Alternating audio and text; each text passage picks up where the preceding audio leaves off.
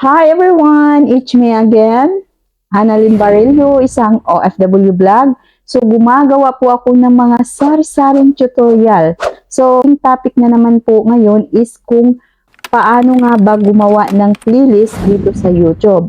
So once po na nagla-live po ako, meron po talagang dumadaan at nagtatanong kung paano nga ba gawin ang playlist dito sa YouTube. So before po tayo mag-start, kung ikaw po ay baguhan sa aking channel at gusto niyo pong masubaybayan ang aking mga videos, so huwag pong kalimutan, subscribe my YouTube channel at click ang notification bell para maging updated po kayo sa susunod kong mga videos. So, ayun guys, hindi na po ako magpaligoy-ligoy kung paano nga ba gawin ang playlist. So, ito na mga guys, no? So, punta lang po tayo ng ating YouTube channel. So, ayan, pindutin ko po ang aking YouTube channel mga ka-guys. So, ayan. So, di ba makikita nyo ang ating profile? So, pindutin lang po ang inyong profile. So, pag once na napindot nyo po ang inyong profile, so punta lang po i-view channel nyo lang po yan mga ka-guys. At dito, for example po, no, dito po tayo sa videos, sa short, sa live. So, dito po tayo sa live, no? For example po, sa live po tayo gumawa ng playlist. So, for example lang po, no? So, ito for example, live. So, mamili po tayo ng isang live dyan, mga ka-guys. So, for example, ito. So, yung live na yan. So, dito makikita nyo po. So, makikita nyo po yan dyan, mga ka-guys. Play next in PV, save to watch later, save to playlist, download video, share, edit. Marami po dyan mga ka-guys. So, para po mas mabilis tayo. So, pindutin lang po natin tong save to playlist. So, ayan po, marami po akong playlist na nagawa mga ka-guys. So, dahil po ay gumawa tayo ng playlist, so dito sa taas meron pong plus new playlist. So, gagawa po tayo ng bago. So, dito po tayo sa plus new playlist. So, dito mga ka-guys, so for example, gagawaan po natin ng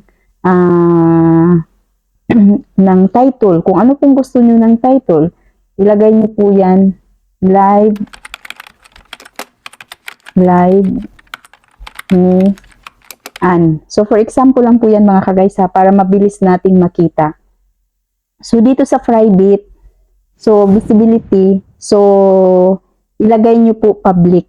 Di ba nakalagay dyan public, unlisted, private. So pag once na i-private nyo po yan mga ka-guys, yung watch hour, yung views, naka-private po lahat. Hindi po yan makikita pag na once na naka-private. Kailangan nyo pong i-public. So dahil po ay tutorial ito, isi-share ko lang po sa inyo kung paano gumawa. So ilalagay ko po sa private. So ayan, naka-private na. So, dito makikita nyo sa baba, meron pong cancel, meron pong create. So, itong create, pindutin nyo lang po ang create. So, playlist is created. So, playlist. So, titingnan natin mga ka-guys. So, ganun na siya mga ka-guys, diba? Nag-create na po tayo ng playlist. So, kung gusto nyo pong damihan, kung gusto nyo pong ilagay lahat dyan, ang inyong mga playlist, so, dito lang po, back lang po tayo dito sa ating live ulit. So, punta ulit tayo dito sa ating live at kunwari, ito dito, diba makikita nyo? So, itong tatlong dot, ganun pa din. Ganun din ang sistema ng pagdagdag ng playlist mga ka-guys. So, makikita nyo dyan, play next in Kiwi, save to watch later, save to playlist. So, dito ulit sa save playlist. So, diba? So, di ba makikita nyo dyan guys. So, dito po. So, wag nating ilagay sa watch later. So, di ba makikita? So, ilagay po natin sa live ni Ann. Kasi yun kanina ang ginawa natin, di ba? So, for example, pindutin, wag nyo po yung pindutin ha. So, dito po tayo magpindot sa live ni Ann. So, yan. So, dito sa baba, meron po siyang done. Di ba may check sa baba? So, press nyo lang po yan. So, ipapakita ko sa inyo guys dito sa playlist. So, di ba, puntahan natin sa playlist. So, ito na guys yung ginawa ko, di ba? Live ni Ann.